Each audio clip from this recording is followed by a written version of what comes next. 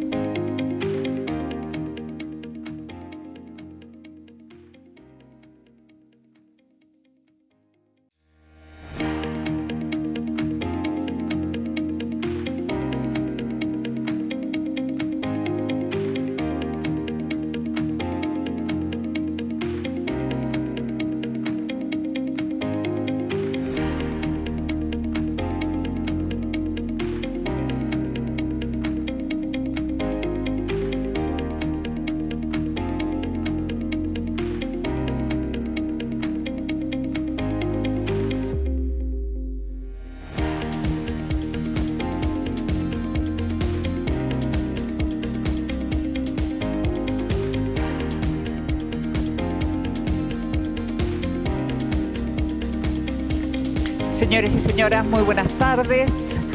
Ladies and gentlemen, we ask you to please take your seats to be able to start this conference. Thank you very much.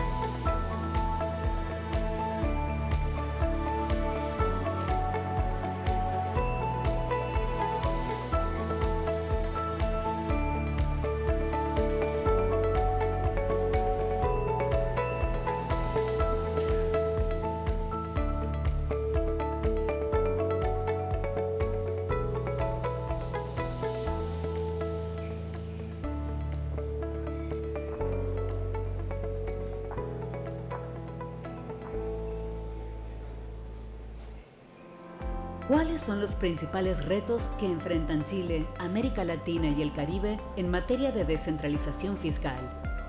Los gobiernos subnacionales de la región de América Latina y el Caribe han aumentado su tamaño. En parte, por el intenso proceso de urbanización que ha vivido la región, donde 8 de cada 10 habitantes de la región viven en ciudades, fenómeno que tensiona a las finanzas públicas debido al aumento en la demanda por más y mejores servicios públicos. CAF y CEPAL abren este espacio de diálogo para contribuir al debate sobre cómo mejorar las capacidades de los gobiernos subnacionales y cómo diseñar una organización más eficiente de las relaciones entre distintos niveles de gobierno que permita fomentar el desarrollo local, la innovación y la consecuente generación de oportunidades. Repensar la descentralización. Desafíos de la Agenda 2030.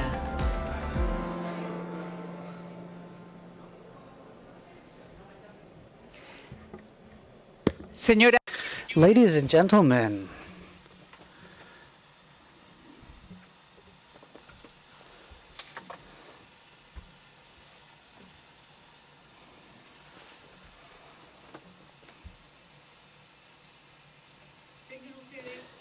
welcome everyone. My name is Carolina Jimenez. I'm a journalist, and I'm very happy to welcome you to the conference CAF ECLAC Rethinking Decentralization, the Challenges of the 2030 Agenda, to be held in Santiago, Chile as part of the 175th meeting of the Board and Assembly of CAF that will be held throughout this week at the Chilean capital. Before starting with this conference, I'd like to give way to the protocol, the signing of the memorandum between CAF and ECLAC. The aim of this memorandum of understanding is to establish a general framework for collaboration between CAF and ECLAC to promote and develop joint actions on the Sustainable Development Goals, climate action, and the conservation of natural capital, social and gender activities, energy transition, regional integration and trade, and funding for development. We will now proceed to the signing of the Memorandum of Understanding. The ECLAC is represented by its Executive Secretary, Jose Manuel Salazar, and CAF is represented by their Executive President, Mr. Sergio Diaz Granados, who we invite to approach the table to sign the memorandum.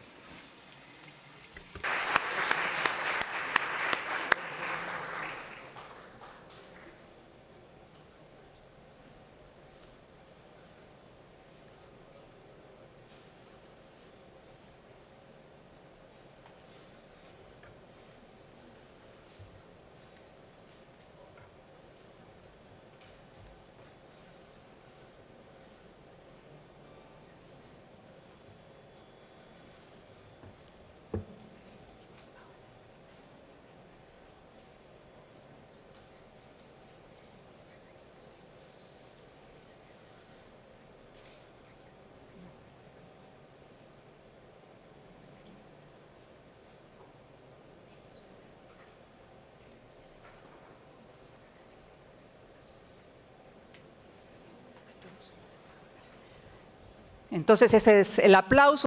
An applause then for the signing of this Memorandum of Understanding between CAF and ECLAC.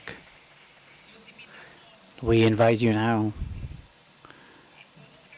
Can we take the picture in front of the table to have both pictures?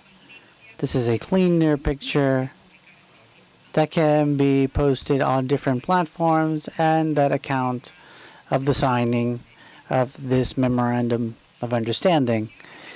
Now, the Executive President of CAF will hand a gift to the Executive Secretary of ECLAC, Jose Manuel Salazar, for their 75th anniversary at the institution.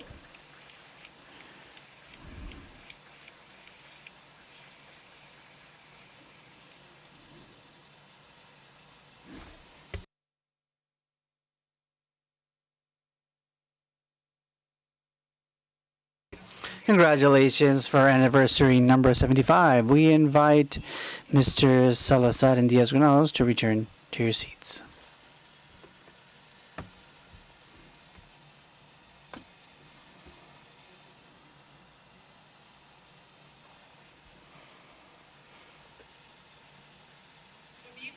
Well, continuing with our program and our conference, CAF ECLAC Rethinking Decentralization, the Challenges for the 2030 Agenda, that corresponds to the first edition of a series of meetings, annual meetings that CAF and ECLAC will organize together to address the challenges of the 2030 Agenda in Latin America and the Caribbean. Today we are accompanied by renowned speakers to debate on the challenges in matters of fiscal affairs for for decentralization in Chile and the rest of the region. We invite you then, to each one of you, to share your opinions on social media with the hashtag CAF in Chile, and to follow our accounts at Agenda CAF and at CEPAL ONU, OUONU, on different platforms such as Twitter and others. We are broadcasting in Spanish and English and Portuguese from our website, CAF.com, and our YouTube channel. We'd like to invite to take the stage Mr. Sergio Diaz-Granels, Executive President of CAF, to provide his opening remarks.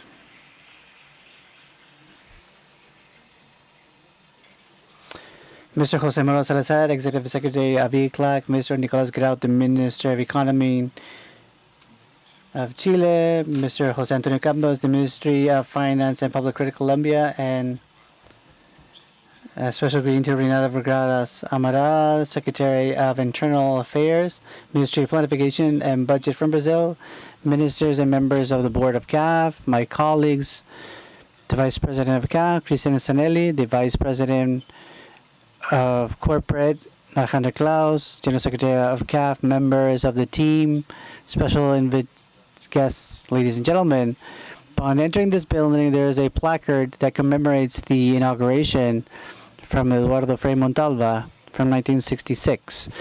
Frei Montalva and Restrepo founded this corporation in February of 68 in the Declaration of Bogota. Afterwards, in 69, they led the Cartagena Agreement. We talk with Juan of this historical nostalgia and this meeting of these paths.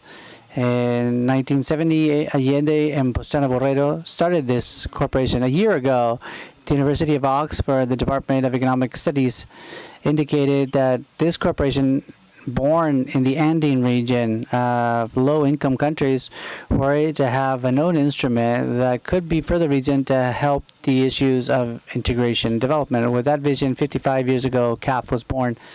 And when you enter this building and you remember all the effort that has been made to create this in the region for CAF, it is an honor to return and to meet with ECLAC again in Chile at the house of the founder, as I said in the morning, to start this path that is much more difficult than our previous members had. Inspired in integration, regional development, we will start new work with renewed energy after this cruel pandemic that affected millions of Latin Americans and Caribbeans. We're happy and hopeful that the first time that we will have this meeting between CAF and CEPAL, our first stakeholder meeting in Chile. And today, Minister Grau, I'd like to thank you and your government and President Boris and to all the government and for concluding this process that took almost 30 years. All the governments put their grain of salt. And the last one was given by President Boric to complete the South American drain of CAF. With the presence of Chile, we're very happy to be here and to renew these alliances, specifically with the ECLAC. We will start in this conference and we will hope to have an annual meeting and to keep it in this inspiring location, the ECLAC building. And many of my colleagues from CAF, we asked all of them if they had been before to the building. Some had been as students or young leaders or specialists in other areas, but others hadn't been here, and they've encountered an institution. These are the magical things that are occurring this week, and we hope to foster them, that this house becomes again, with this alliance, to continue on this path, to show the path for countries in the region. We at CAF want to conclude the task of the previous members to cover all countries in Latin America. And we believe that these alliances will help us. Last year, we celebrated the 10 years of CAF observatories at the UN. And what we want is to continue to work with institutions that are present in the region to give more opportunities and more possibilities for development to our people.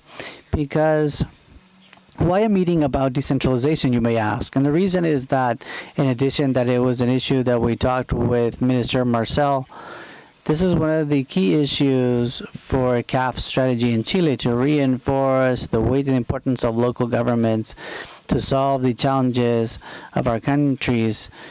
8 out of 10 people in Latin America live in cities. This region, according to the UN, is one of the most densely concentrated in cities. And at the same time, we have 50% of the territories with less than 10,000 inhabitants. In addition of concentration, we have an important amount of cities under 10,000 inhabitants. And in contrast, we also have 15% of the population in 5 cities that have over 10 million inhabitants of population. So we have the development of urban cities in Latin America is unmeasurable. And for that reason, we want to incorporate this variable to the discussion again. And I'd also add that in the case of CAF specifically, when we presented the case of capitalization of CAF at Cartagena with the directors, we evaluated the opportunities that this growth of CAF capital that would allow to double the amount, the size of CAF's portfolio. There was a percentage of that growth was concentrated specifically in local governments. A third, in fact, of our provisions of capital have to produce an effect of higher funding locally. And that purpose, we have re-strengthened our team. The structure, we have a managers per city. They're part of this team. And of course, environmental variables that are led by Alicia and the Department of Climate Change, coordinated with the Department of Crisanelli. This strategy of strengthening local governments to accompany them, to provide them funding tools, is a way to respond to the challenges in development as close as possible to citizens. And for that reason, during the last months, with more intensity than before, the bank had done work with municipalities and local governments in Latin America. So much so that even in some countries, the large amount of portfolio, the case of Argentina, are in provinces. The case of Brazil, they are in municipalities. We already have experiences, but other countries to less extent. The case of Colombia, Peru, or the case of the Central American countries, we haven't had the same penetration locally. So this conference, this meeting, what it seeks is to reflect again on what else we have to do to approach or to get closer to local governments, how to be more efficient, to bring new ideas to the table, but above all, to come closer to local governments, to help them in project design, to execute their budget, and project evaluation that allow to advance towards the 2030 agenda for sustainable development. We are a bit 2,300 days away from 2030. The effort that we have to make on the side of funding and institutions is huge to not miss the target. On the development goals, we're pretty good, but on 1/3, we're very poor. So we have huge efforts to be made, and the response has to be local, not only national. Requires local articulation, and for that reason we want to re-strengthen this conversation, and we use the message from Minister Campos and Grau, mayors, and from all the team that will be present during this dialogue today. So thank you very much again. Jose Manuel, thank you to you, to ECLAC, to all the gentlemen, people that have made us feel part and feel at home, and we hope that future years to continue to repeat this meeting with new topics, with new ideas, especially to help the region to reflect on itself and to reach new horizons. Thank you very much.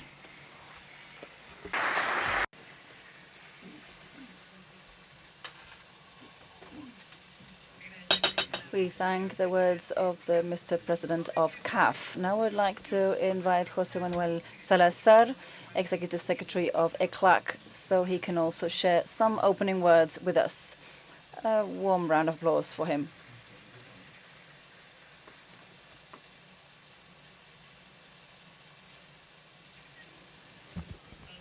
Good afternoon.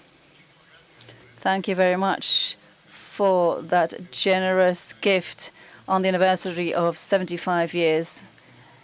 And I hope this is the beginning of a new stage of cooperation. I would like to greet several personalities: Sergio Gris Granados, Executive President of CAF, Minister Nicolás Grau, Minister José Antonio Ocampo,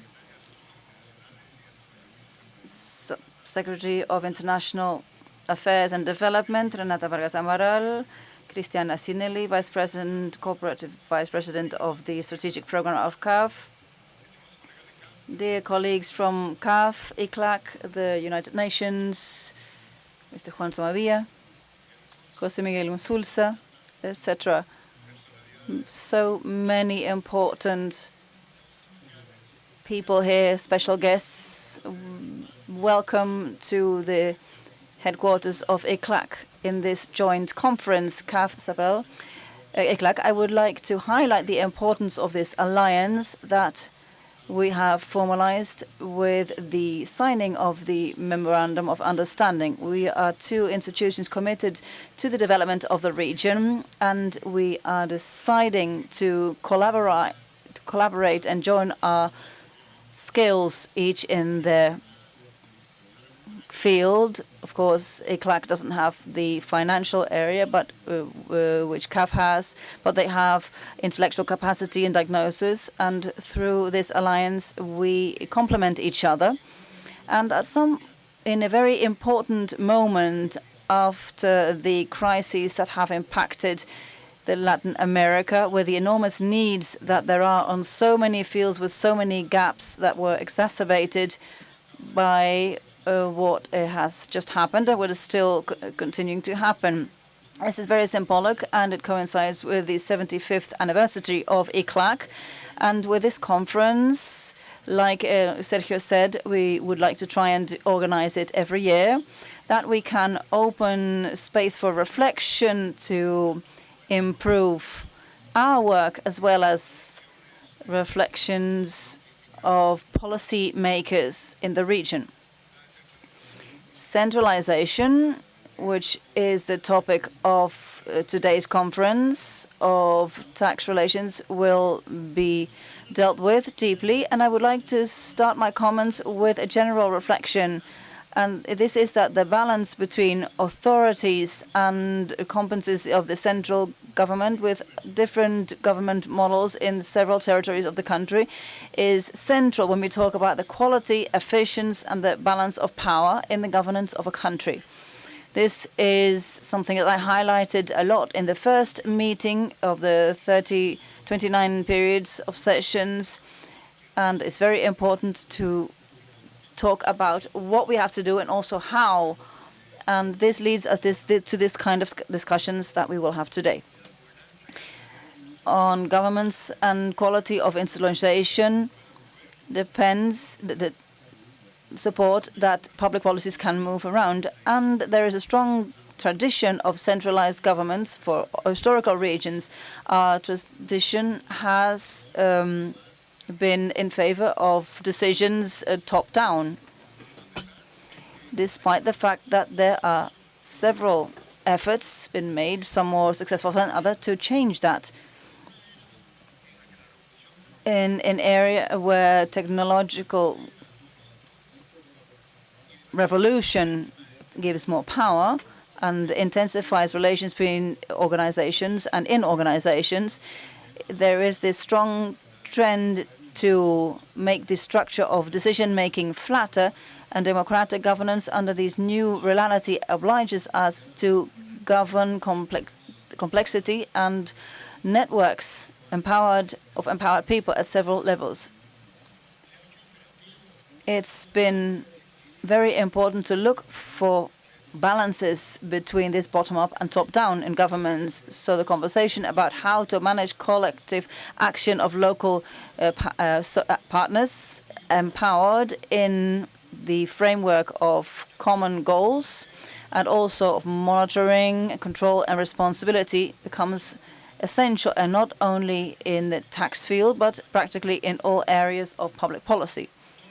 So, in synthesis, that tradition of centralization that our region sees challenges us to redesign processes of public policies that are more decentralized for the balance that we need.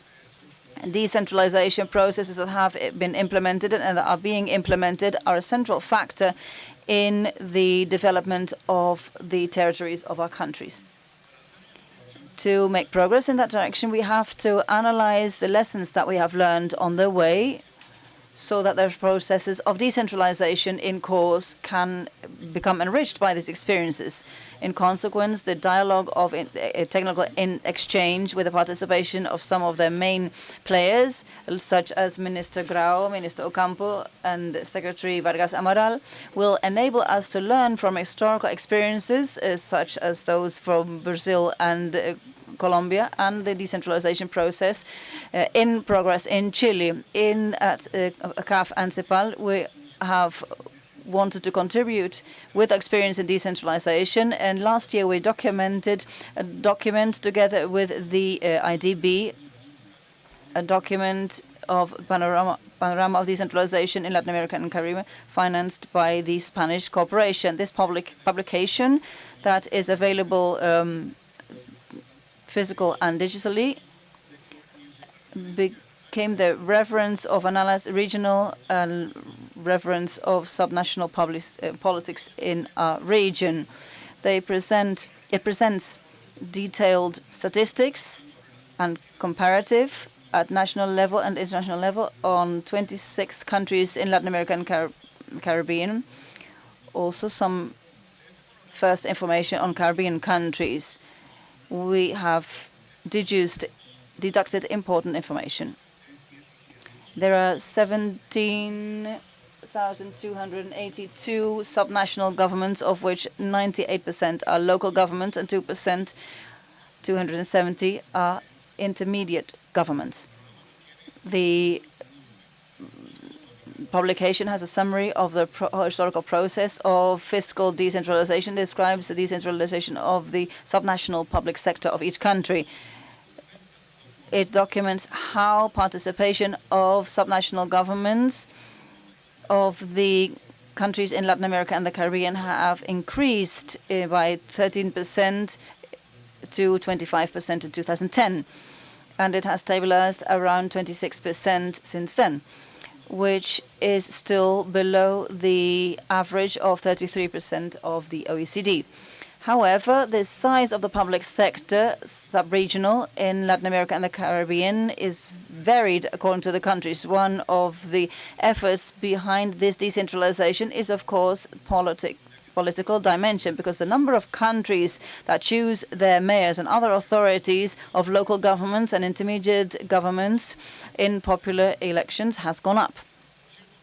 Of course, in terms of gender, the proportion of female mayors, like we said this morning, went up from 6% to 15% between 1998 and 2021, as we can see in the Observatory of Gender Equality in ECLAC. This number is still very low, but it shows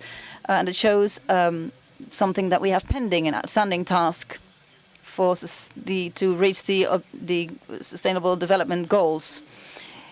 It shows the great inequality in economical capacities according to the different territories, and the incapacity to generate their own incomes, and in matters of transfer from the central government down. These inequalities weaken the strategies to complement the Sustainable Development Goals, and it affects balanced development in the cities and public services related to dealing with poverty and hunger.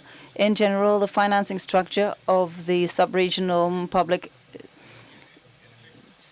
sector depends on transfers, which has to reduce encouragement in sub-regional government to be fiscally responsible.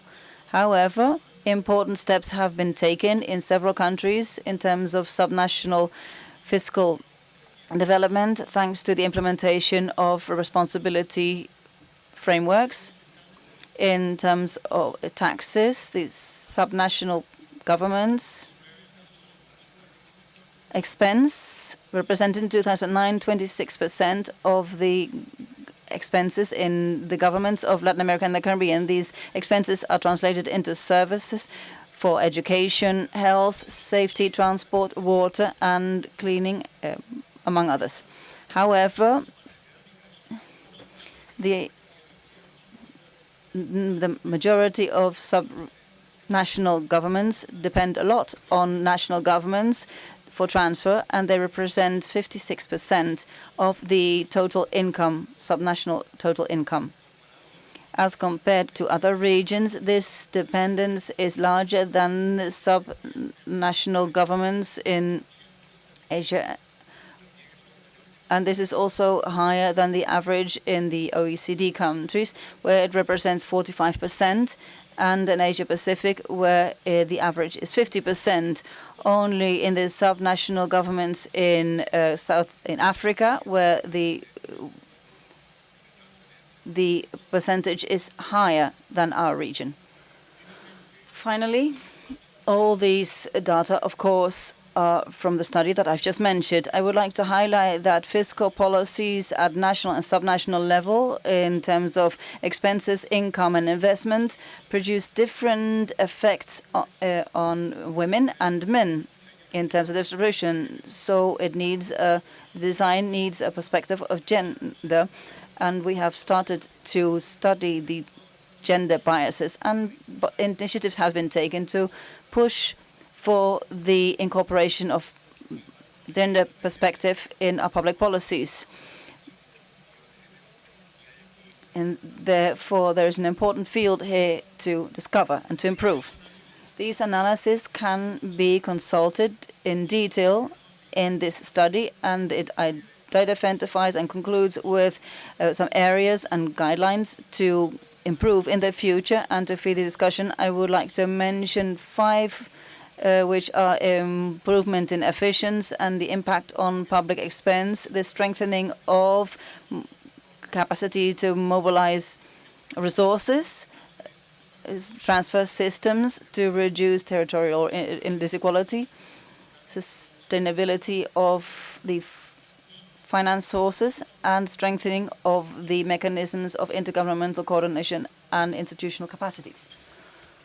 I would like to finalize by highlighting that we have a great challenge ahead of us, where undoubtedly CAF and ECLAC are strongly positioned to give technical support and financing for CAF to subnational governments in order to contribute to give more goods and public policies to improve quality of life for people in the different territories.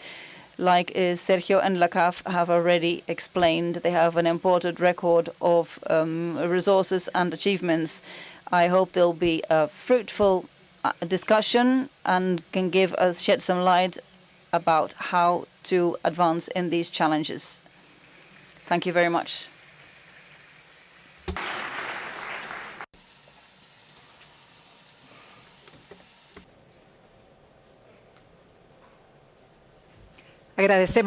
We thank the remarks by the Executive Secretary of ECLAC. Before continuing, we remind you to share your opinions on our social media platforms, and you can follow our accounts at Agenda CAF and Agenda ECLAC ONU on Twitter and Instagram. In Latin America and the Caribbean, there are more than 17,000 subnational governments. How can we improve the capacities of subnational governments? How can we design mechanisms of intergovernmental coordination? How to accompany states, regions, and provinces, departments, cities, or municipalities in their local development, in innovation, and to generate opportunities? These are some of the questions that our speakers will address on the important conversation that we will have now. We invite to the stage the Director of Division of Economic Development of ECLAC, Daniel Titelman, who will be the moderator of the panel, and our panelists, Mr.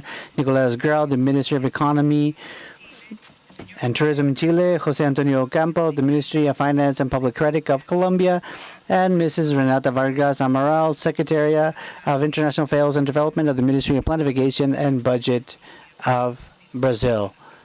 An applause for them.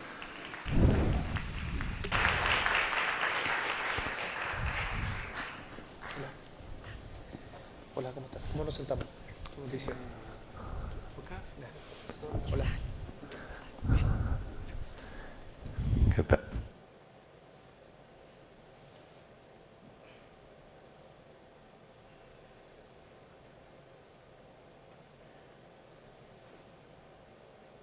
Bueno, buenas tardes.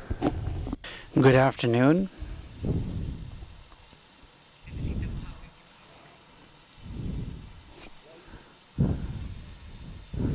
A ver, lo del audio del señor Titelman, por favor. ¿Puede hablar? Aló, aló. Ahora sí. Bueno, buenas tardes. Well, good afternoon. Thank you. Y bueno, la verdad And que well, the truth is that after the introduction that we've heard, los principales temas de desafío que and that para avanzar y repensar la posed descentralización fiscal the main challenges that we have and to how to rethink decentralization, we have a los desafíos class panel to address the challenges that have occurred in the region. ya nos acompañan en este panel. En ese sentido nos acompaña In this sense, we are accompanied by Mr. Nicolás Grau, the Ministry of Economy and Tourism in Chile, Mr. José Antonio Campos, the Ministry of Finance and Public Credit Colombia, and Mrs. Renata Vargas Amaral, the Secretary of International Affairs and Development of the Ministry of Planning and Budget from Brazil, who will bring us the experiences of their countries and will help us to think of the challenges that we have and how to improve fiscal decentralization and local governments. And as mentioned before, the idea was to have a panel in different areas of interest that go from income mobility, resources, redistribution, locales o intermedios, to intermediate and local governments to improve management or decision-making skills públicas y las inversiones a niveles locales, and investments at a local level, and how to reduce territorial inequalities that in our region are very strong and growing, I would say, unfortunately. And there are challenges to advance towards the 2030 agenda and sustainable development. And one of the important challenges we have there is how to reduce territorial inequalities. And in this sense, I'm very happy, and I'll use the order of the program to hand the floor. We will yield then to the Ministry of Economy and Tourism of Chile, Mr. Nicolás Grau. Muchas gracias, Daniel. Thank you, Daniel. First, I'd like to thank the invitation. It is an honor to share with you this meeting. A ver, lo primero que yo First, es que I would say that hay una trayectoria there is a a la que voy a hacer referencia más adelante que tiene there is a pro-decentralization trend in Chile, and there's a special interest of the current government to promote this decentralization. It could be that not everyone is aware here, but it's important to understand the biography of the president. The president lived in a region in the country to the age of 18, so he knows the reality of living in a very centralized country such as Chile. And that's why he coined a term from his campaign, which is this idea to give the government with less power that it had at the beginning of the government. That was expressed very strongly in this territory perspective. We consider that it's possible to advance in specific decentralization that is referred to here, fiscal decentralization. And this has been a long debate in the case of Chile. We believe that it's possible to make progress in transference systems to reduce inequalities in territories without sacrificing public spending efficiency or to have problems in fiscal accounts. A long debate was that there was a tension and the privilege to have everything controlled centrally, to control the organization and to favor order, but that have affected the country as they do not allow it to address certain particularities in different territories. The idea is to improve territories and to strengthen the subnational fiscal institutions to have responsible fiscal institutions. As commented before, this is part of a process that in no case was started in this government. One of the most important changes that we've had some years now, and that we had the first election during President Piñera, was that the governors now are elected.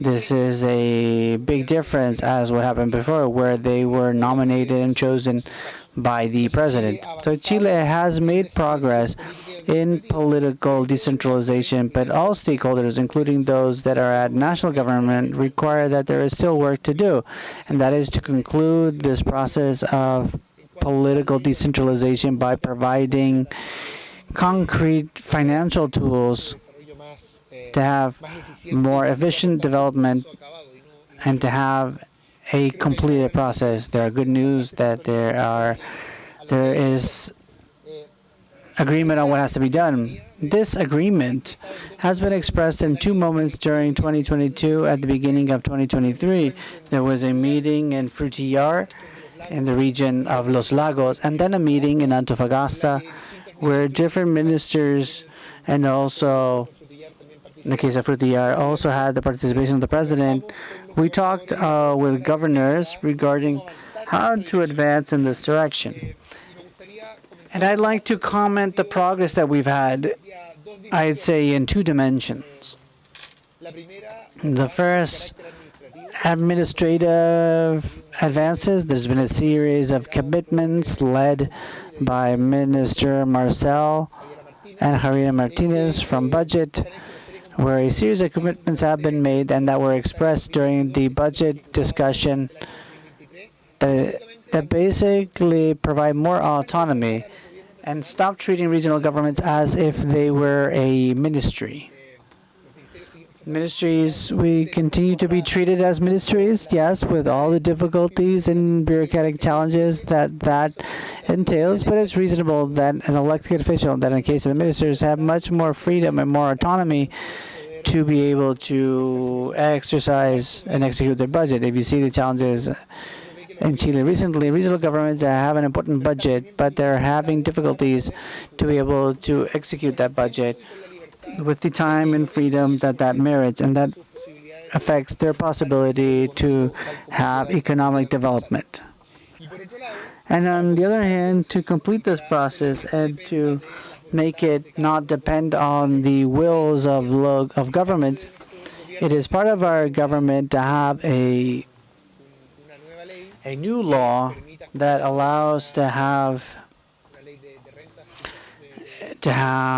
a sub-regional income law that institutionalizes this agenda that we are pushing forward, focused on management. This law is a law that in the meeting in January, the government committed to present it during the first semester. And that'll be a moment where all the details of this bill will be clear, and what will be the agencies that the regional governments will have to be able to define certain revenue streams, and how this will be expressed in more freedom and autonomy to define the priorities, always maintaining something that I think is positive in the history of Chile, especially in the recent decades, to have a high fiscal responsibility and to have national coherence in its policies. Our challenge then is how to make progress in these areas that we are behind, because without a doubt we have delays in autonomy and flexibility that some national governments have, without losing sight of the positives, nuestra tradición fiscal. that is our fiscal tradition. Hay otros elementos There are other elements that are complementary to these, but that are important for Chile. Just to mention two, más específicos. one more specific and across the board, and another one that has to do Aquí me está tocando more with the Ministry of Economy. Hacienda y al mismo tiempo comentar las cosas que hacemos desde el Ministerio de Economía, que ambas son I am in this case a bit of a spokesperson for the Ministry of Finance, though I work at the Ministry of Economy. One of the commitments that the government has made with governors during this January meeting is to push forward a program and a more ambitious strategy to decentralize human capital in Chile. This is a problem that we've been having for many years that expressed differently, but that includes, for example, the difficulty that some national governments have, especially of mayorships of smaller size, to be able to develop quality projects with all the standards that exist nationally. And this happens for different reasons, but one of them is how concentrated human capital is in Chile. This occurs in the private sector, but also occurs in the public sector. And we have committed to make progress on this area. And finally, I have to conclude, and that is closer, that depends on the Ministry of Economy and our partnership or our joint work with Corfo, that maybe as one of the more concrete examples of this commitment, this political commitment that I mentioned before, is that we committed during the Frutillar meeting that was in August, we committed to complete a process that started during President Bachelet's second term, a program that has as a principle that it should be regional, that they design the fomenting instruments. This is done by Corfo and Cercotec traditionally. That is defined at the Ministry of Economy together with Corfo or Cercotec. And what occurs in reality is when you travel to the region, you always hear that this instrument does not recognize the particularities of the region. And it doesn't recognize it in many ways, for sometimes in the dates or the requisites that are required, or in a more deeper sense, for example, in the productive sectors that are privileged. So at different levels, and why this happens, it doesn't mean that we're mean at the Ministry of the Economy, but the reason is that we design these policies for an average region, and an average region doesn't exist. And the only way to solve this is that the design of these policies should be done regionally. So during the second term of President Bachelet, they developed these two pilot projects in the region of Antofagasta and Los Rios and Biobío. And what we have committed to is to conclude this process in the 16 regions during this presidency. In March, we will start in 4 more regions, and next year we will complete this process. It's a very interesting process because the governor leads politically the space, but there are participations of the private sector, of universities, and also participation of national governments in a minority role for coordination. And that way we seek not only to have decentralization of these decisions, but also so that these decisions can survive through time as political authorities are changed, something that we also want to advance in our national policies. The policies for productive development should survive in Chile regionally and also nationally to changes in administrations in our democracy, in this way to have more continuity of these policies. Thank you.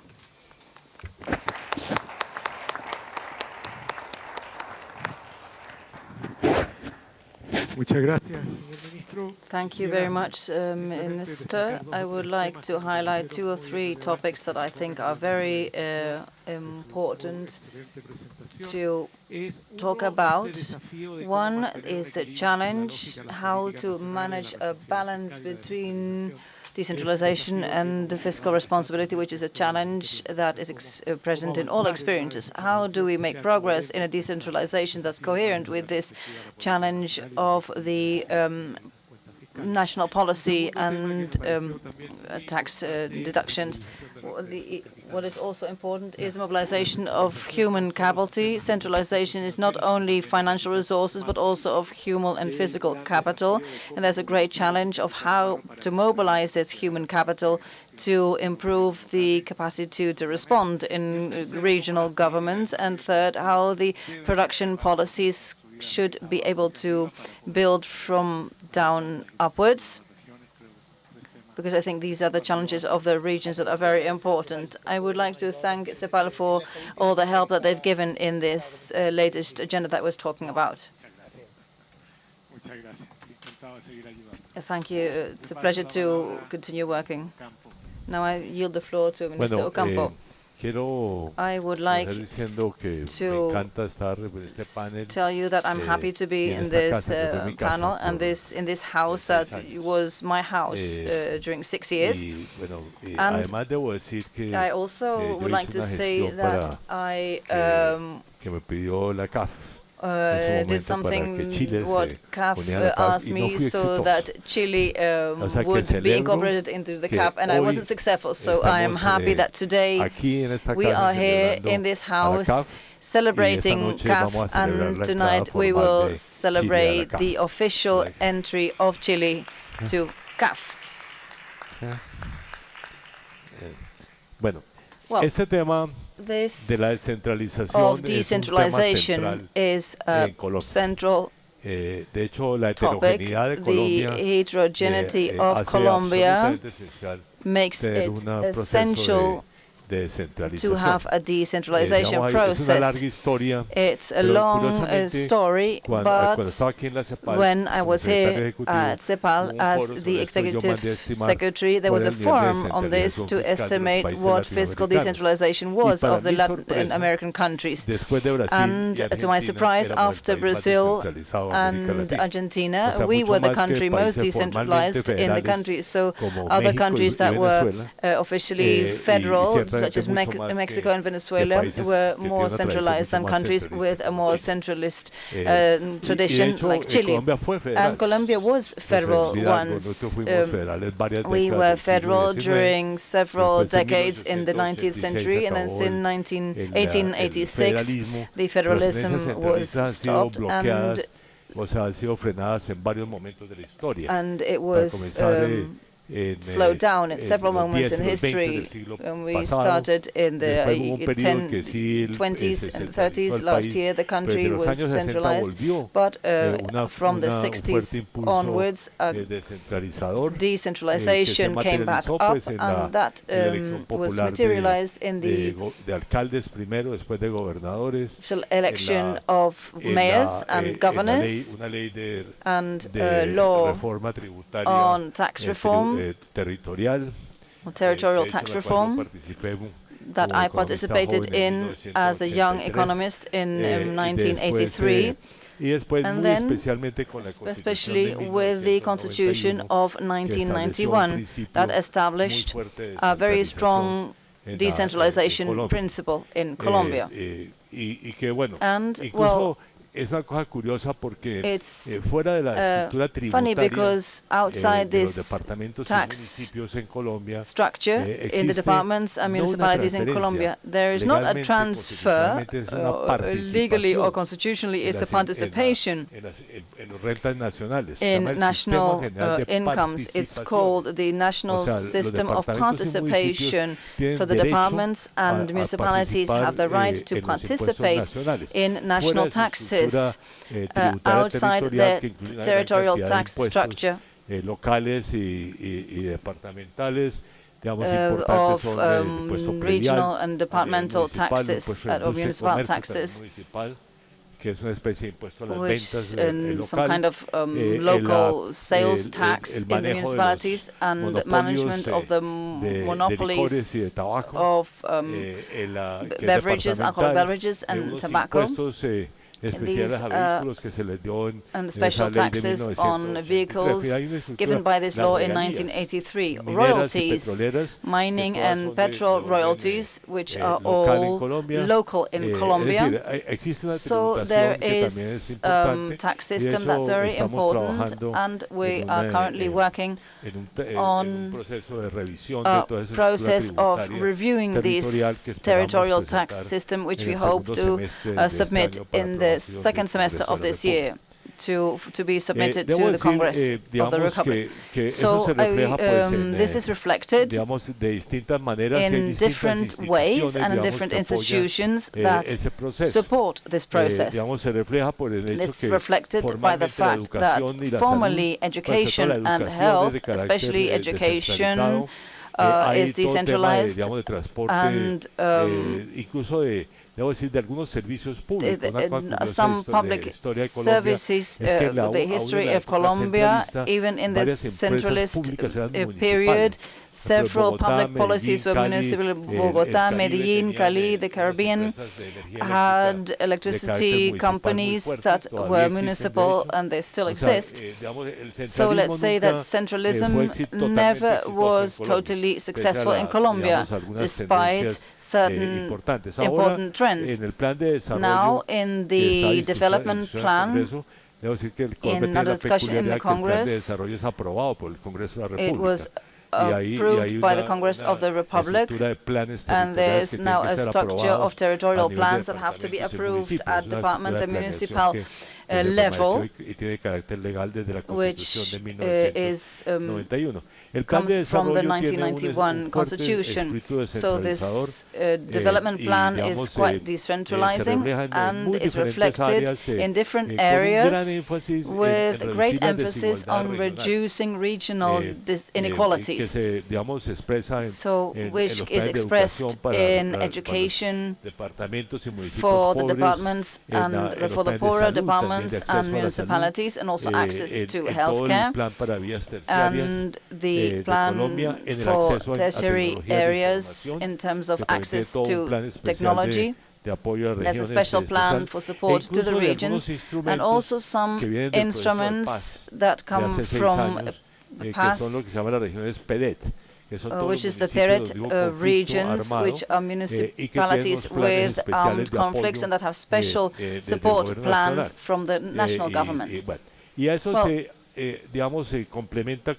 is complemented with some institutions, among which the most important is the Development Bank, which is FINDETER, which is financed to territorial development, which supports the departments and municipalities with financing plans of different character. It's a successful institution, and I must say that I would like to highlight that CAF is one of the banks that is supporting different local governments in Colombia with credits of different characters. It's interesting. There are some limits to decentralization, I have to say. The most important have to do with control, debt control, external debt control, and internal debt control, which prevent fiscal disasters from happening. One of the standards, regulation, come from the 30s about over-indebtedness of certain municipalities in the 30s. External debt, for example, in the second decade, which led to the crisis in the 30s. And as a result, the national government had to approve any territorial indebtedness. And then in the 90s, with the financial liberalization of the country, there was a territorial over-indebtedness, and As when I was the Minister of Economy, we approved, we called it the traffic lights law, which is a law that establishes that under certain limitations or limits, territorial authorities have to ask approval to budgets. And red is for authorization, yellow is alert, and green is a go. So which is restriction that works quite well, I must say. I would say that, of course, there are many differences in terms of territorial development. Maybe the main advantage is that the general participation system of national taxes is very much distributed at regional level, so it tries to favor regions with a lower level of development in an active way. And let's say that there are discussions, of course, but it's a system that works relatively well and has been accepted. And maybe before the next round of questions, maybe I would like to say that something which is very important is the very different capacity that there is to manage business, public functions of certain departments and municipalities. And even though formally there is a function managed by the National Department for Planning to support territorial governments with the formation of human teams, which is something that is quite deficient so far. And there is a great difference in territorial capacity, which is very notable. So a positive element is that this financing of territorial development, one of its functions is to support the design of regional development projects. Apart from financing it, it supports them in terms of generating the project. But of course, this is something that is still working on local capacities, and also the departments that show clear differences that we have not been able to compensate completely. That is the end of my comment so far.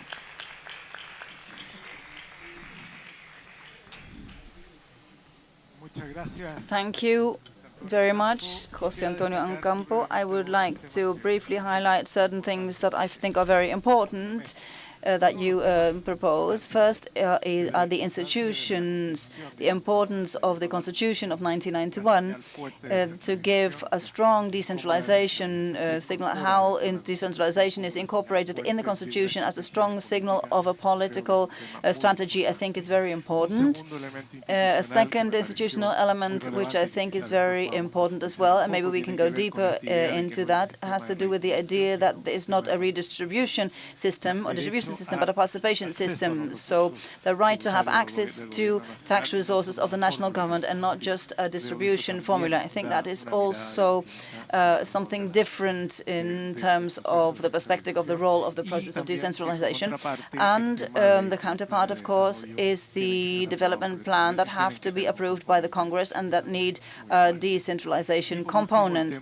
And finally, the creation of a development bank dedicated to financing and mobilizing resources to the regions, I think is also very relevant, and it generates this way a capacity of knowledge and financial instruments that can be better channeled to the regions. Okay, now I would like to yield the floor to our third panel member. So it's a pleasure. Well, first of all, it's a pleasure to be here with you again. In the morning, we talked a bit about gender, and now I'm a minority here, that's clear. But it's a pleasure to be with the ministers and you here. In Brazil, the problem is not necessarily decentralization, because that is established in the federal constitution. The greatest problem is the quality of expenses. In the new Ministry of Budget Planning that did not exist under the previous government, we are trying to recreate many good things of the past, but recreate agenda for the future. Of course, So you have an idea, the National Secretary of Planning, that we have now used to be a directory or department in the previous government. So we are recreating many things in this new ministry. But I believe that Brazil has good examples and good experiences to share with the region as well. Among the options of public policies to strengthen collection of subnational governments, we have a quite decentralized system. Brazil has participation funds of the state and municipalities that goes against these disequal regions. It's a very large country, so Brazil didn't have another option but to decentralize and then overcome these differences of the regions and the municipalities in the country. There are many in one country. There are great challenges in Brazil in the formulation and implementation of public policies, and for that we have also used with CAF, for example, the help of technical assistance, especially for the municipalities, subnational governments, to help us a bit with the formulation and the implementation and concretization of public policies for a subnational level. Another discussion that in Brazil I think took place and is important to mention is the tax reform, which we have been discussing for several years. It's very complicated in Brazil because we have to take into consideration the regional differences, the differences between the states and the municipalities. And I think that we have to take into consideration a process of maturation of the different regions and development of the regions in the country.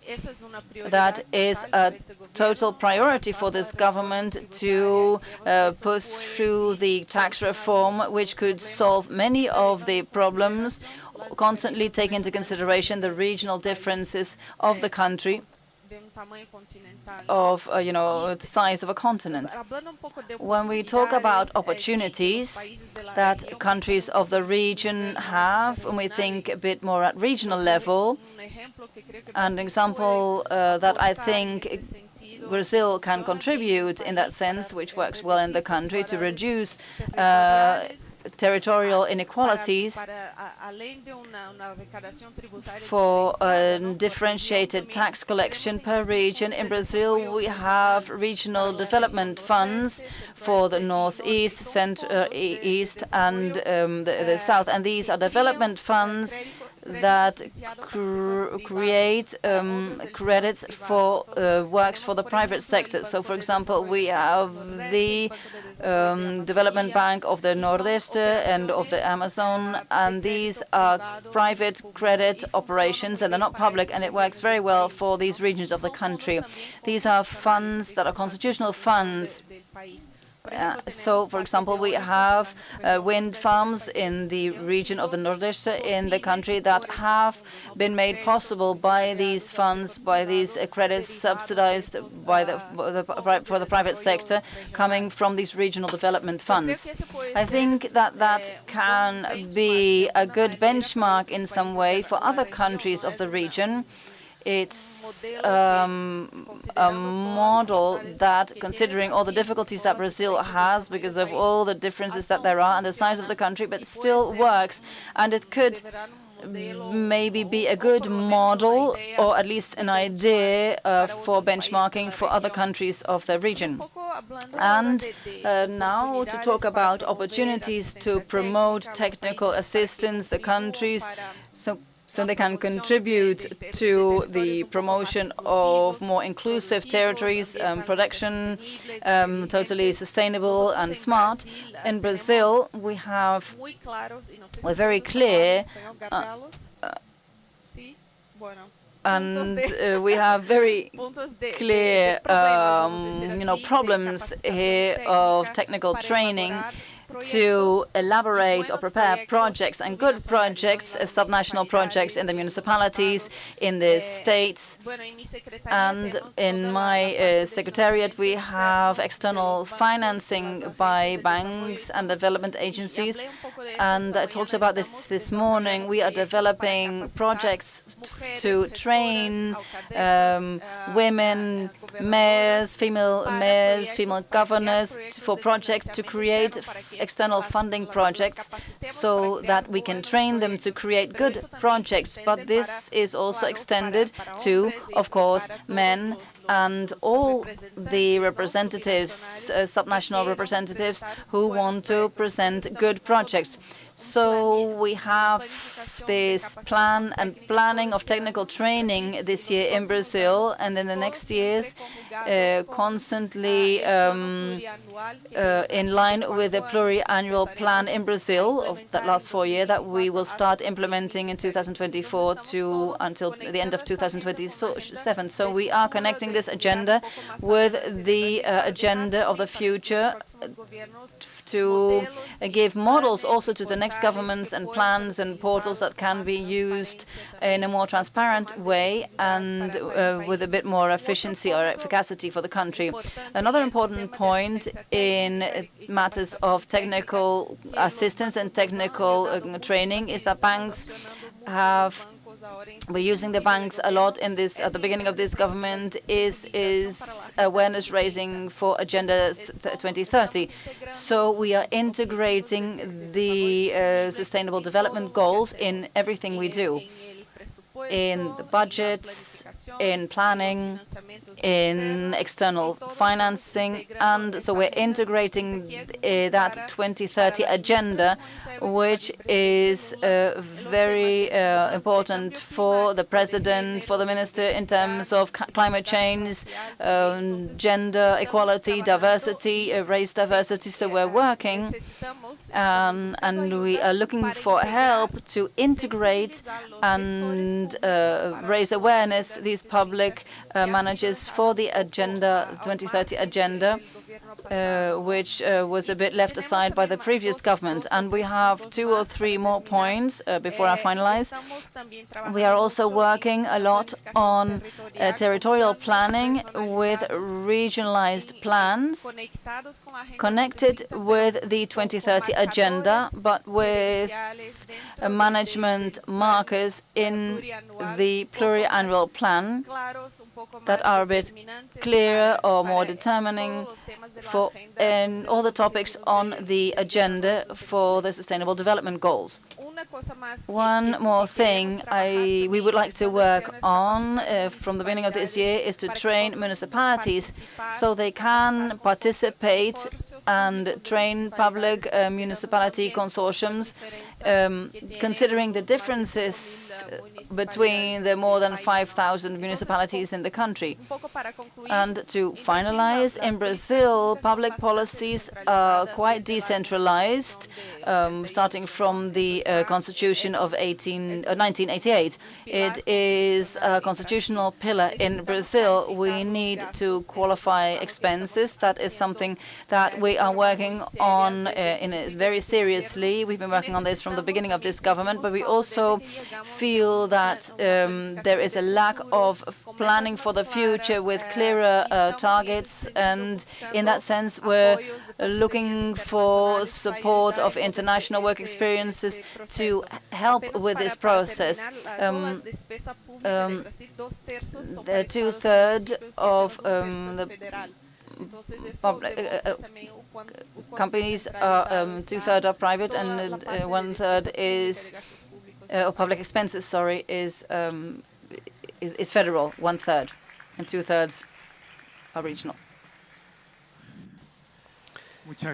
Thank you, Secretary Renata Vargas Amaral, for giving your perspective. I'd like to highlight the importance, as you well said, of the 1980 Constitution and how the Constitution, and how it has helped to decentralize the country. Another point that you expressed that has to do with the efficiency and quality of spending, which is a challenge at a national level and at a regional and local level. And a bit what you mentioned also on the issue and how to create technical assistance to improve capacity and skills and planning at a regional and local level for the spending, and the role of development banks that can play a key role to mobilize private funds to regions and to improve public spending through investment and to develop more ad hoc instruments to the needs of the region. Brazil has an extensive network of regional and development banks. And finally, also to highlight the importance of incorporating the Sustainable Development Goals at a local level for us is also key because SDGs are played at that role and not at a central national level. Thank you. I'd like, although we're a bit short on time, to open the floor to the audience to make a couple of questions, to not monopolize the questions as a moderator. Are there questions from our audience or doubts that you have before moving to the closing session? Apparently, yes, please. If you could also present yourself. We apologize. The gentleman is not using. Is there a microphone? If someone could facilitate a microphone to hear the gentleman with this question. I'll repeat the question. Alvaro Echeverria from the Chamber of Commerce of Asia Pacific. I'd like to ask our panelists. We are seeing in Asia the need to have integration in Latin America. And it would be interesting for us to know if this issue of rethinking decentralization also consider the possibility that countries in this sort of credit and financial instruments that are being elaborated are being considered with a possible regional integration of countries. That is our question, because we heard from Minister Grau that mentioned the issue of that instruments are mainly focalized. He mentioned average instruments, right? That there isn't a general instrument per region. We know that the difference that exists in Medellin or Campo Grande or Temuco are different. We wanted to know if there is, within CAF's program, is there any strategy for joint or for development between regions? Marco Dini from ECLAC, thank you for the 3 interventions. They were very interesting. I'd like to ask a question to the 3. We are, as ECLAC, we are supporting very closely the work of the Ministry of Economy, Subdere Corfo, in the process of decentralization. And this has allowed us to work with productive institutions, and we've detected weaknesses as productivity is not a priority. Apparently, it is not a priority at regional governments. We perceive the same in Colombia. This based on numbers of how much of the system is allocated for productivity at a regional level. So there's a double effort in decentralization. And the question then is, do you consider that there is a margin and space and political maneuvering space to develop a Latin America regional strategy to drive and impulse this process of development, especially of a regional productivity strategy. Juan, todavía quería. Yes, please go ahead.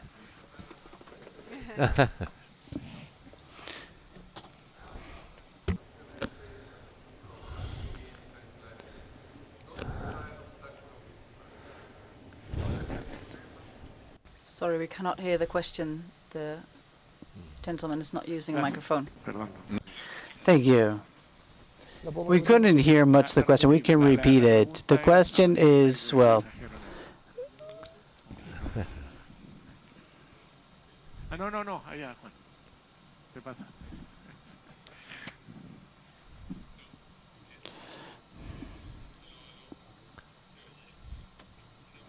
a question, a very simple question. In each one of the situations that we heard, very well described and very precise, what is the main obstacle that you see? What is the problem that impedes, that is an impediment to reach decentralization? Just to understand the specific particularities of each country could be very useful.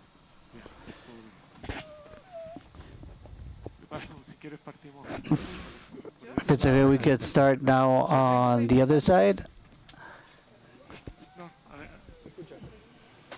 Is there an additional question? No, go ahead.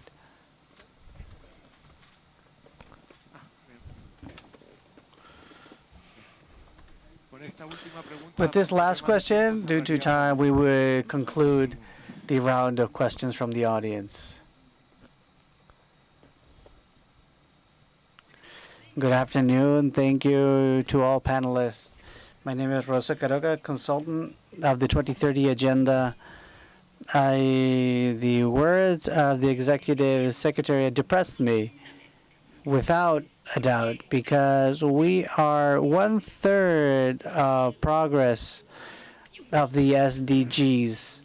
And my question aims at what the gentleman just asked. What I see here at a first glance is the lack of articulation that the members have here in Chile of the National Council of the 2030 Agenda. I participated in the first voluntary report. I gave it to all members and nobody called me back. Nobody. Not from ECLAC nor UNDP. I received a letter from the Ministry of Foreign Affairs, I think. And when reviewing the first report and the second report, what it clearly shows is a lack of articulation between the members, between ministries, and between different stakeholders, whether from the public or private sphere, academia, or civil society. So you don't know what to see in the next report that we'll have in July to present this again. So my concern is related to this. I'm also come from the regions, and I'm very happy to see these meetings and to have these dialogues in different regions, but I don't see the connection, and that is my question, the connection of the regional challenges aligned with the 2030 agenda, with the SDGs. And my doubt is that maybe it has to do with the lack of articulation between the stakeholders that make possible the challenges of the 2030 agenda. Yes, thank you. We'll conclude then the questions, and now we'll hand the floor to the secretary. I'll try to remember all the questions, but I'll start with you. I think that in Brazil, the biggest problem that we are seeing is the quality of spending. There's a lack of transparency in organization, and we are trying to improve this. But what we receive now, with the handoff of administrations, we are trying to include clear targets for the pluriannual plan for the next 4 years, but also for the budget for this year. So we're going to have clear targets and objectives. We're going to have a separate agenda for women, for the environment. So we are trying to have more clarity on what we want strategically for the country. And with that, try to improve the quality of public spending and public companies. For Brazil, this is the problem, and that is a solution that we have. Regarding the other question, I can't respond on behalf of the CAF, but in Brazil, integration, we are complete advocates for regional integration. As you well know from Lula, we are very in favor of regional integration in terms of developing industrial policies, social policies, public policies. So you can count on us because we are trying to do a lot during these 4 years because we have a very focalized government in the region, as it should be.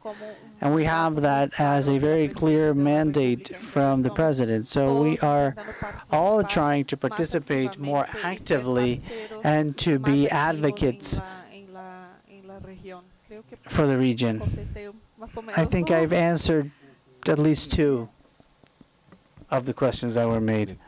Bueno, el tema comenzó con la pregunta también de Juan de also related to Juan's questions on what were the main obstacles. Obviously, the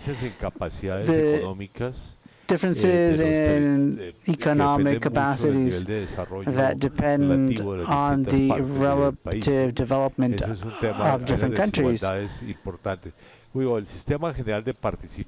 general system for participation for fiscal policies tries to compensate this in part, and it's very focused on redistribution in the case of Colombia.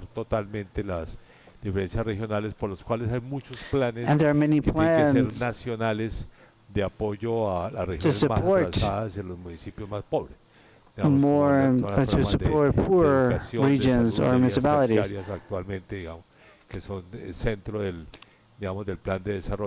But the other thing that is also important is the issue of skills and capacities and how to strengthen skills or how to support local governments with different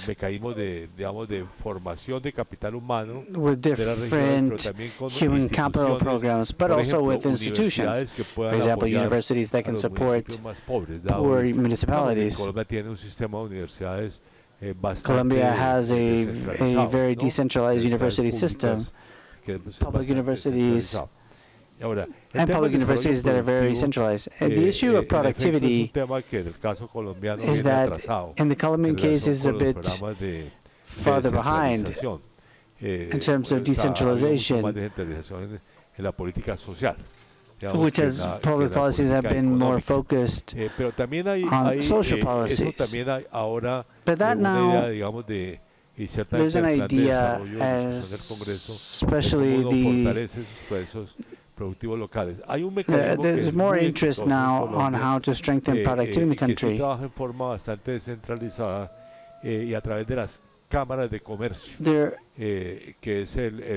There is work being done through the chambers of commerce, through national programs that works largely through the chambers of commerce and trade that articulate with local governments. That is a success case that is interesting. And what happens there is that is successful in some municipalities o regiones relativamente desarrolladas y en or cambio relatively muy poco developed regions efectivo and less en regiones menos effective and desarrolladas. lesser Entonces, ahí hay un developed tema regions. importante cómo So there's uno an important issue there on fortalece. how to Ahora, strengthen debo decir que these. la Now, I red de must say cámaras de is that comercio, the network que of es una red chambers of commerce descentralizada is y a con algún decentralized mecanismo de network coordinación and entre with ellas, a que es certain un level of instrumento coordination privado, between them, con alguna but these intervención are pública, es that are interesante private porque es un mecanismo entities, el cual uno se but it's puede a apoyar mechanism where you can leverage específicamente on para esto, specifically for this para hacer to planes de desarrollo develop, to territoriales, have ¿no? territorial Económico, development, productivo, ¿no? economic Es plans. un tema interesante. It's an interesting Sobre la issue. integración, yo Regarding simplemente, integration, I simply diría que, bueno, would es un say tema como that parte de it's ese foro, a pero different issue digamos, for el problema, that from el this problema latinoamericano meeting. es la debilidad de muchas instituciones de integración. But the weakness of Digamos, Latin America hay has algunas to que do tienen with algún grado the de continuidad en ciertas áreas, como puede weakness ser, of digamos, integrating la institutions comunidad andina or institutions focused on la integration. centroamericana, digamos, Mercosur, a lo mejor ha sido muy Mercosur, to inestable, in my en su understanding, has been en su- very y no unstable hay, y todas las instituciones or unstable. digamos, de coordinación latinoamericana han And sido all muy débiles these en materia de Latin American integración. coordination Además, institutions have debo been decir very que weak. I hay also must say muchas that áreas de there are many integración areas of que se integration podrían promover, that could be y promoted que and están todavía muy fostered atrasadas, and ¿no? that are still Digamos, ahí uno puede delayed, or mencionar, por we ejemplo, can mention ciencia y tecnología. science and No hay technology. nada. There isn't anything here in Latin America. Europe has integration institutions and systems in science and technology. In public health, for example, there isn't cooperation, and there could be very interesting integration mechanisms. For example, the president of Colombia is looking in an idea to have electricity integration in Latin America.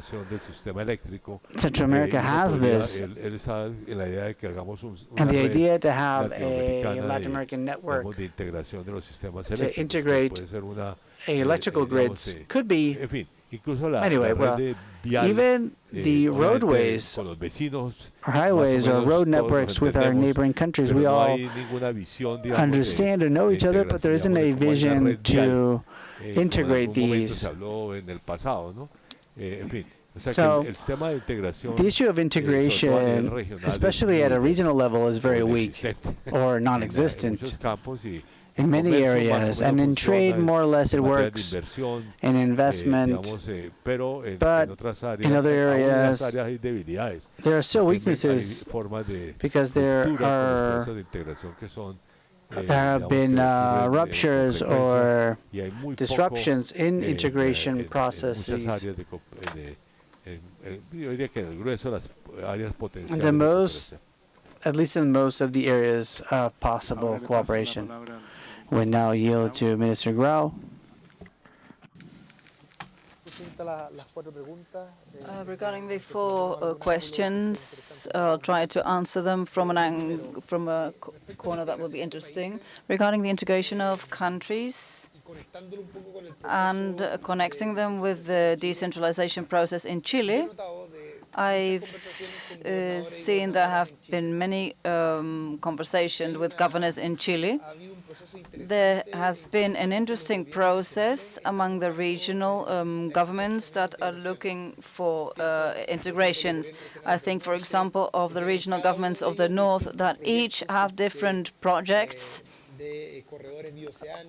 of oceanic corridors and they have talked to some regional governments in Brazil, Paraguay, Argentina. And I think that more productive vocation and that more ambitious capacity of the regional governments has to do with the elections that are taking place, and dynamic is being generated that is very interesting. We need a coherent strategy, and that's part of the challenge that we have as a national government, but I can mainly see this as an interesting process. Based on that, I would like to connect to the second question in relation to whether production is or not is priority for those governments. I would say that, at least in those conversations, and there have been many of those and in different formats and spaces, I do see there is an interest of a production vocation that's quite interesting and important, and I think we have to see how much they spend on each one of the promotion instruments, and not necessarily it is conclusive data, especially because it's a phenomenon that relates to this inconclusive process, and they connect to expenses that have no influence. So when these processes finish, there will be a lot more influence on different spaces, but in collective spaces, and I think it will then their commitment with production will be stronger. Of course, this is detrimental on the short term, but of course the governments look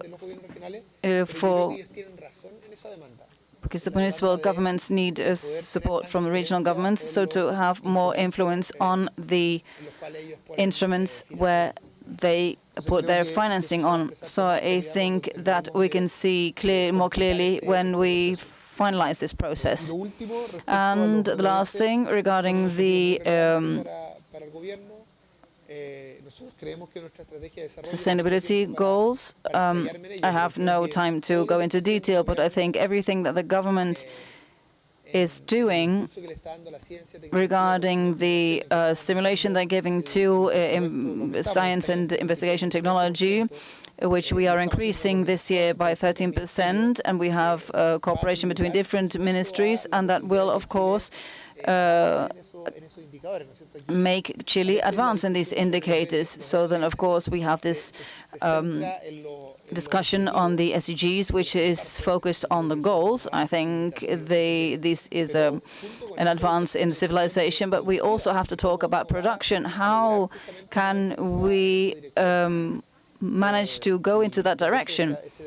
And that debate is not very present, but I think that in our government there is an important role for the budget, and that will be expressed when in the strategy it will be submitted to make progress in these objectives, and also in finding out what will be the progress in each one of them.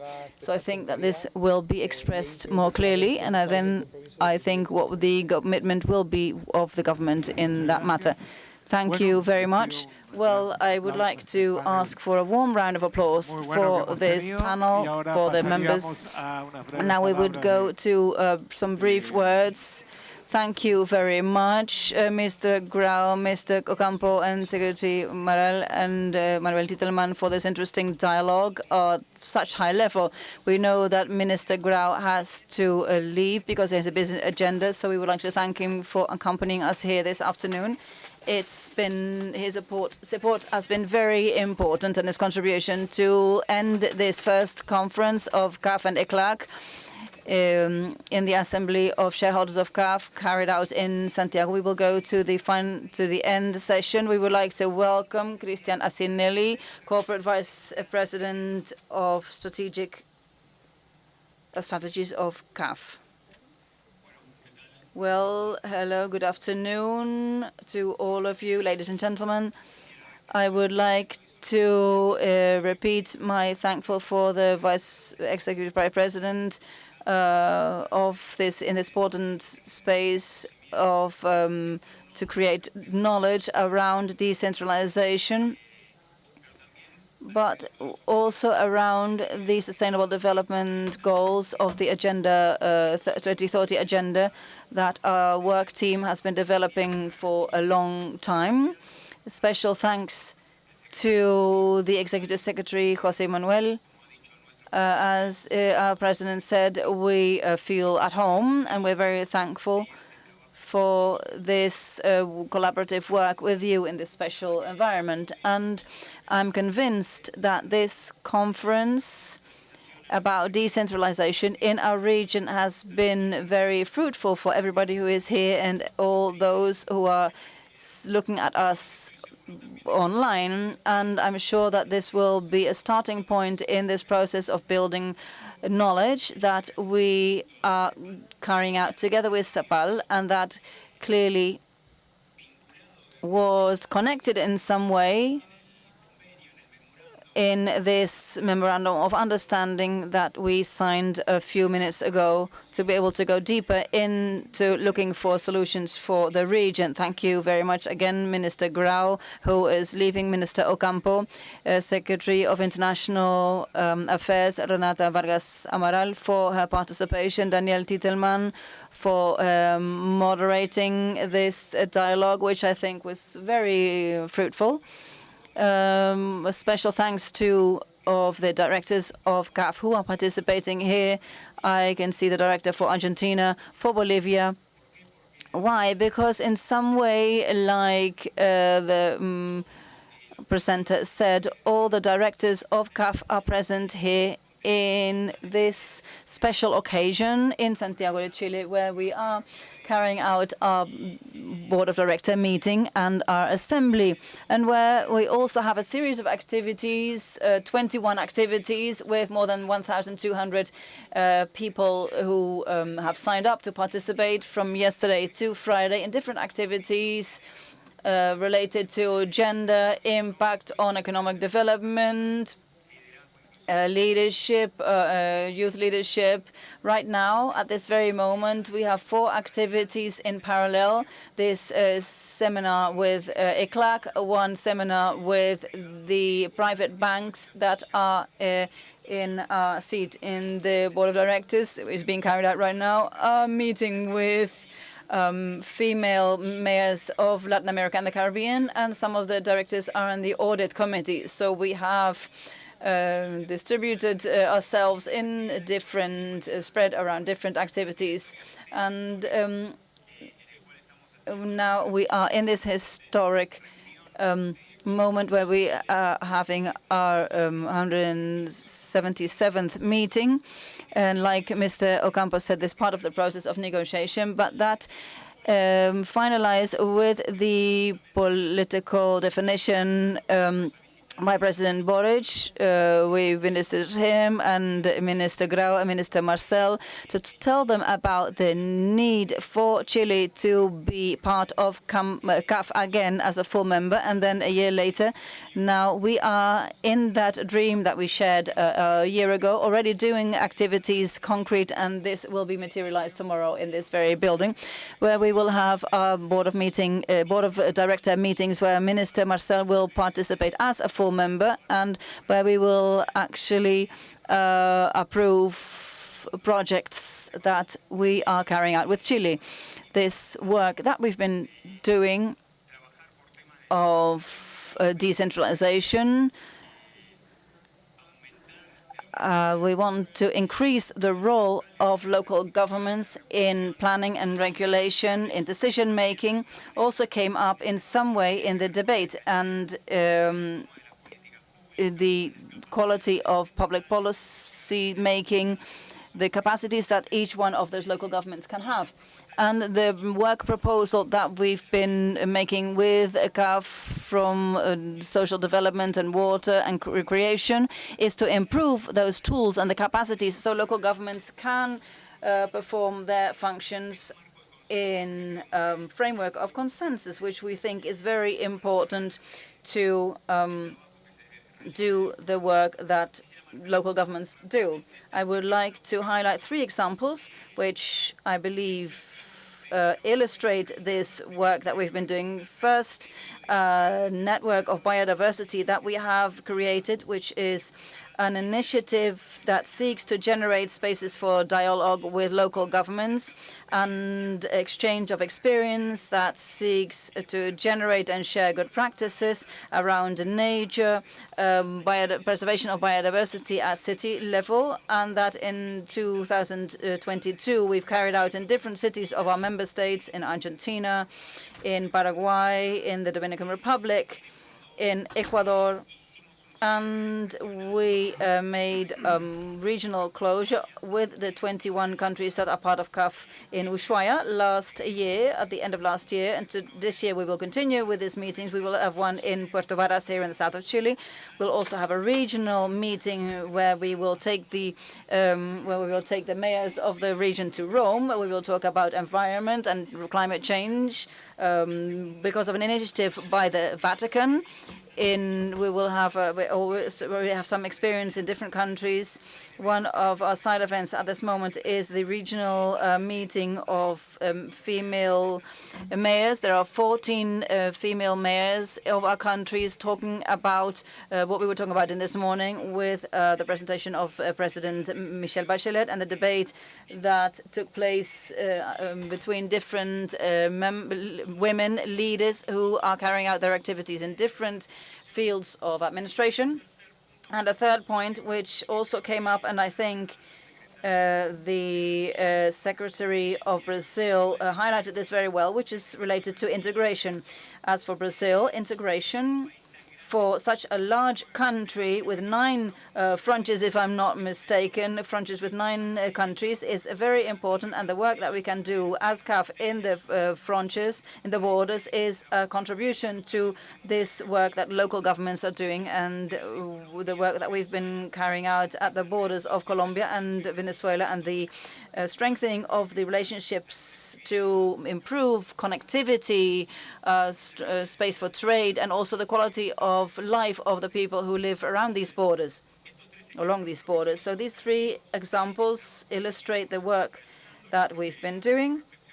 And as a final thought, all of us, the pandemic of COVID-19 showed us the importance that local governments have when making progress in planning public policies and decision-making, whether these are health related or social or economically related.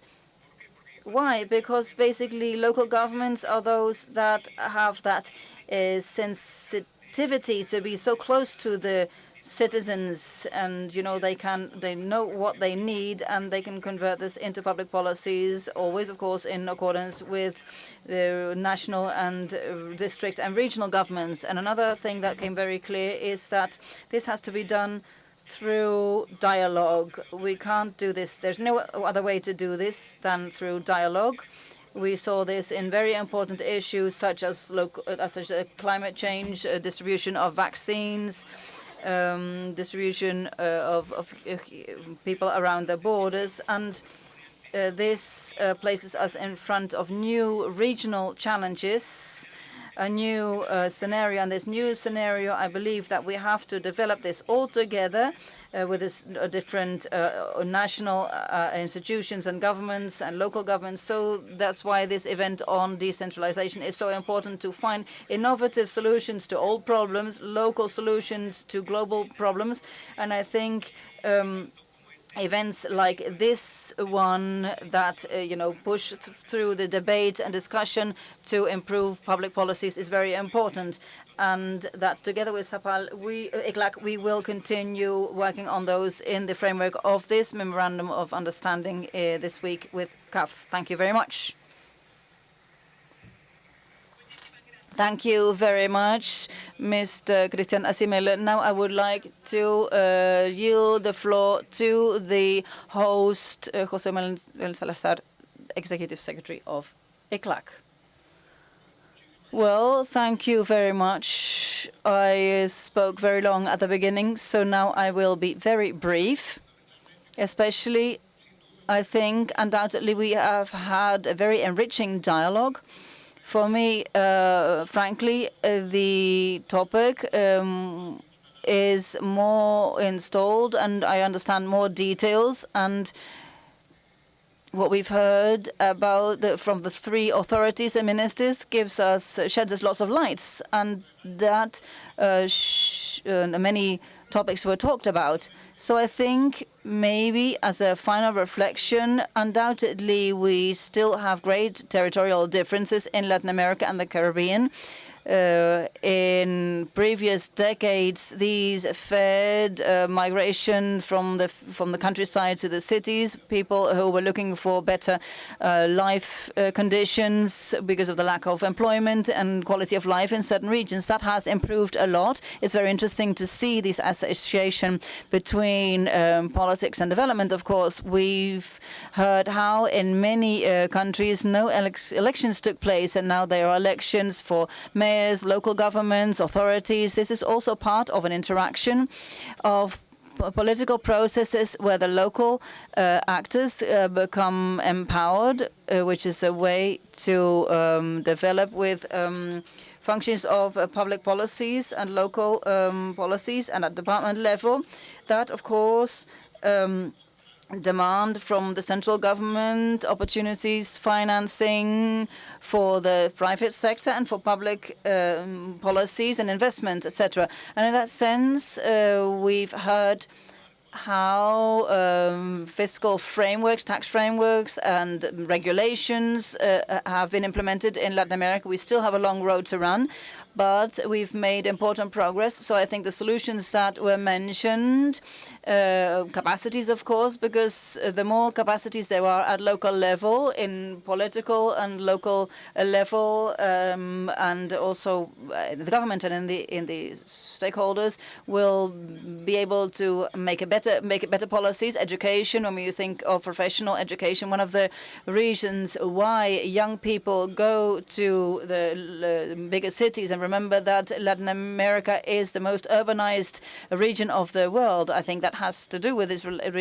discussion as well. So they leave the regions and territories where there are not sufficient opportunities. So I would like to make a distinction between local governments and what local actors can do. And this is related to production development policies. Many of the new visions to make production policies, not only public policies, businessmen, companies of all sizes, local holdings, when we talk about bottom-up, these balances are essential. And it's very good that this topic came up of production policies. I think has been an area that in Latin America we haven't worked too much on. We haven't really had discussions to talk about this, and I'm very optimistic that this came up in this discussion. Gender, of course, the main topic was concentrated on tax and on finance, and then the dialogue, of course, because at the end of the day, all those things, when we talk about this and dialogue this, then and negotiate, then we can make progress. Well, I would like to finalize now by thanking Minister Grau, Minister Campos, Secretary Vargas Amaral for this information, the details, and the vast knowledge. Not only that they just know about the topic, they are experiencing this. They emerged in this kind of dialogues at national level on this territory. I would like to thank Sergio and Christian, our colleagues from CAF. We're very happy to celebrate not only the possibility to receive you here at this house, but also the alliance that we are reiterating here and strengthening towards the future. We're very enthusiastic about this, and we have great illusions that we can have a conference like this every year. And of course, we can do more during the year. And undoubtedly, we have an important task ahead of us, many urgent things to do, and there are many activities that are taking place this year. We're very happy about that, and we're very happy to be able to know each other more intimately, that the teams from ECLAC and CAF are building relationships. So thank you very much for this event. Thank you very much for your presence. And one last point regarding your question. Yes, indeed, we have this important meeting of the forum at the end of April. We're working to get the documents for the monitoring and the follow-up and the numbers of all the SDGs. Maybe we can talk about that, because I don't know whether you became so pessimistic after my intervention, and I'm very optimistic, and I'm very optimistic about the issues we're talking about, the great opportunities that we have ahead of us, especially in ECLAC, with this social situation. I talked to my colleagues such as Daniel. Well, of course, numbers are not very positive after this cascade of crisis, but of course we also have a very clear message about enormous opportunities that Latin America has as a region in many fields. Production, the energy transition, electromobility, clean energy, gender. We talked a lot about this morning, the Society of Care. We are actually presenting a document, I can tell you this, for the Ibero-American Summit, where we identify 15 areas of opportunity. 15 areas that we see as sectors that can stimulate and see opportunities for investment for Europe and the world and Latin America, and certainly for public policies. So to conclude in a bit more positive way, in an optimistic way, thank you very much.